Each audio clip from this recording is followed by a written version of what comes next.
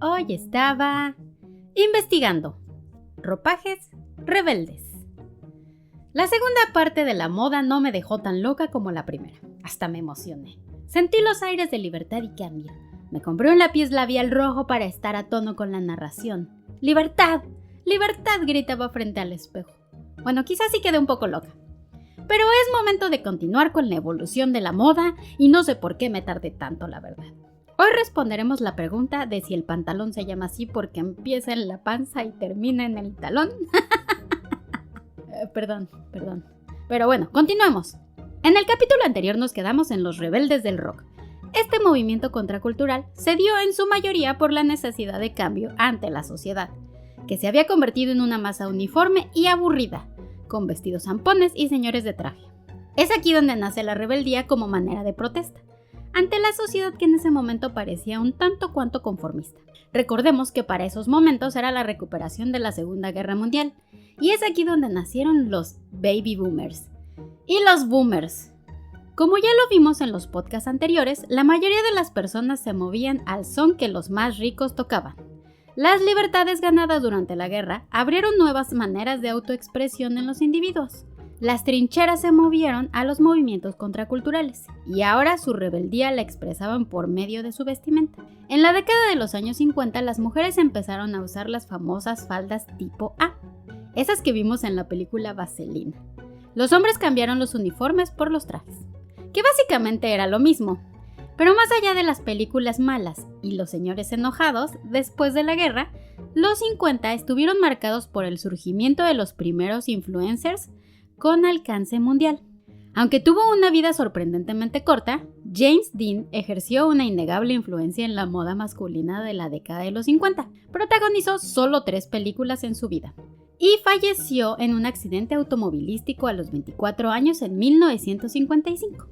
Sin embargo, su interpretación de Jim Stark en Rebelde sin Causa dejó una huella imborrable en la moda masculina. La imagen de Dean, compuesta por camiseta blanca, vaqueros y chaqueta roja, fue fácilmente copiada.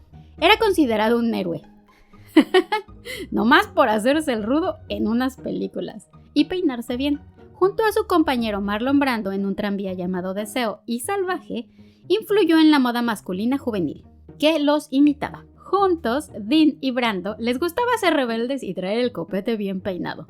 Impulsaron el auge de la camiseta blanca, los vaqueros, el pelo engomado, que prevalecieron durante la década de 1950. La moda femenina, por otro lado, era más formal. Las mujeres empezaban a usar más ropa de acuerdo a su edad. Aquí se da el auge de la moda adolescente. Los suéteres ajustados y los zapatos con calcetas blancas era lo que se usaba en aquellos tiempos. Los famosos zapatos de punta ancha de Chanel se popularizaron por estas épocas. El auge de la liberación femenina llegaría una década más tarde.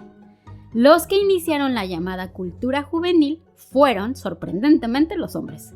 La primera revolución vino de la mano de los trajes y la segunda llegó del lado británico con los Teddy Boys, los cuales buscaban sastrería en Savile Row, que hasta hoy en día sigue siendo una famosa calle para la búsqueda de sastres. Y por la parte de los Estados Unidos, con los rebeldes sin causa imitando a sus estrellas de Hollywood, con sus chaquetas de cuero famosas en 1950, y que Elvis Presley también puso de moda en 1957. Cabe destacar que ambas revoluciones fueron adoptadas e inspiradas por los hombres de clase trabajadora, en lugar de provenir de la élite. ¡En su cara, ricos estirados! Lo importante de este desarrollo no fue la adopción por parte de las clases trabajadoras de un estilo de clase alta, sino el hecho de que los jóvenes de orígenes pobres ahora podían permitirse ropa y accesorios relativamente caros, y tenían la confianza de hacerlos parte de su propio estilo distintivo. Este estilo se consideraba un rechazo juvenil a la generación de sus padres, lo que les valió una reputación de rebeldes y problemáticos, muy similar a los Teddy Boys y Teddy Girls en Gran Bretaña. La ropa que adoptaron en contraste a los elegantes trajes de los británicos eran artículos asociados con la clase trabajadora.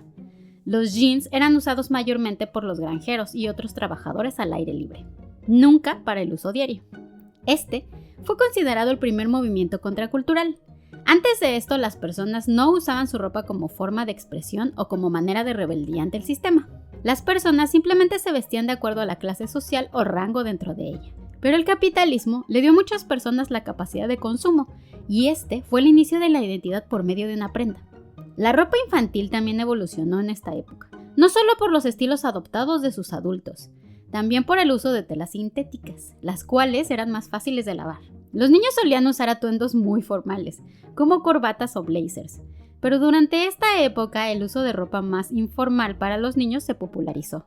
S.J. Stratford escribió en Love to Know: aunque la conformidad era el principio rector de la vestimenta de todos, los niños podían disfrutar de un nivel de conformidad e informalidad que antes no tenían, y que las niñas no compartirían durante algunas décadas más. Pues claro, las niñas tenían estilos muy similares al de sus madres. ¿Alguna vez jugó en la tierra con falda? Era una pesadilla.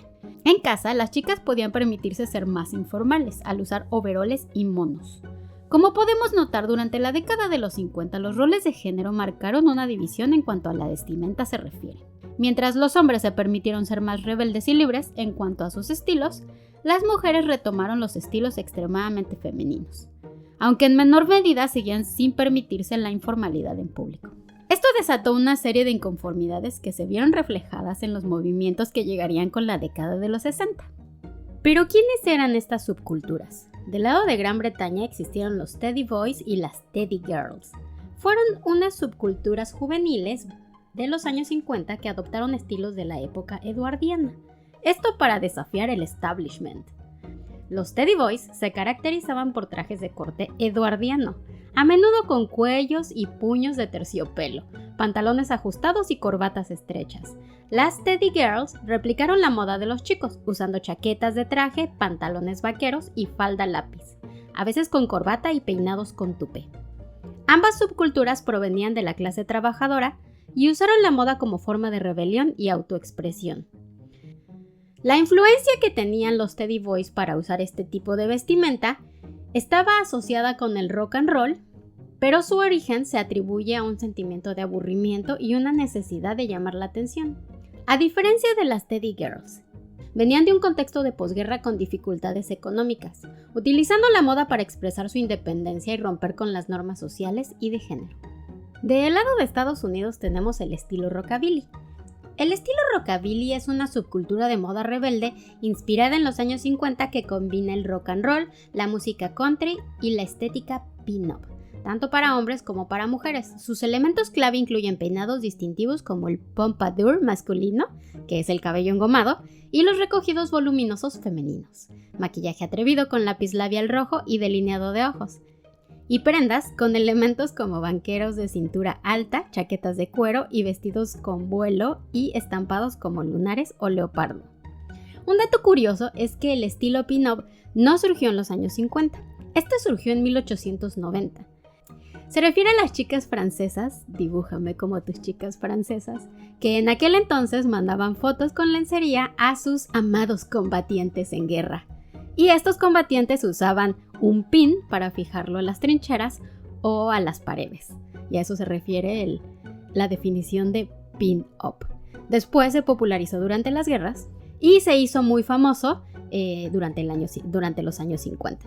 Las influencias más grandes del lado de las mujeres fue la preciosa Marilyn Monroe y Grace Kelly. Ellas se convirtieron en íconos del estilo, popularizando la moda y el glamour. ¿Por qué se dice que era una sociedad conformista? Pues porque sí lo era. Era un momento de posguerra, la gente lo que menos quería era conflicto. Pero los jóvenes rebeldes buscaban una manera de autoexpresión y de identificarse dentro de la sociedad.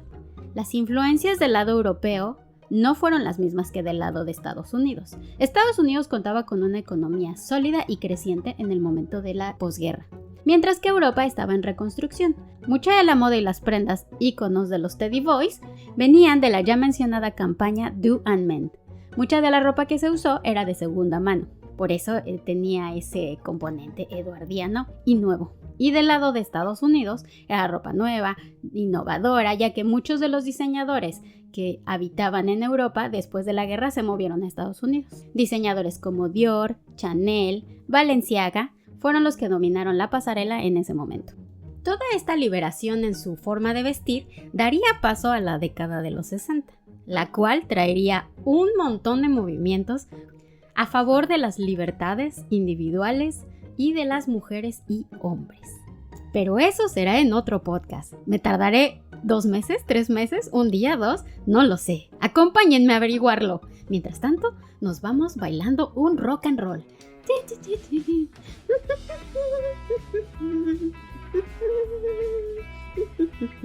estoy loca.